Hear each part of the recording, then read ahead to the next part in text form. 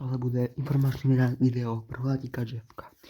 No, a já ti něco k tomu řeknu, prosím, protože mě blokoval, je skurvenej. Jo.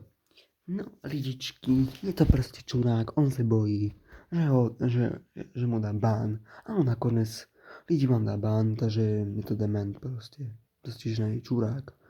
Takže tak bych nějak chtěl říct, že je to prostě dement. A nepředávajte si ho, protože je to dostižný hajzl. Je to hajzl, nic jinému k tomu nemůžu říct, protože je to skurvený hajzl. Jo, a prostě je to dement. Takže nepředávajte si ho, protože je to dement. A bude dement. Takže lidi se to líbilo, dejte like a že to zopakuju. Je to skurvený dement. Jestli mě slyšíš, ty čuráku vymrdanej, z mě bloku ty hajzle skurvenej, jo.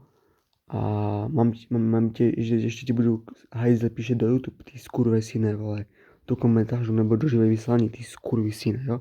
Takže byte krásný den, sami Frezik žen a spítle složen a čus bůz, jako.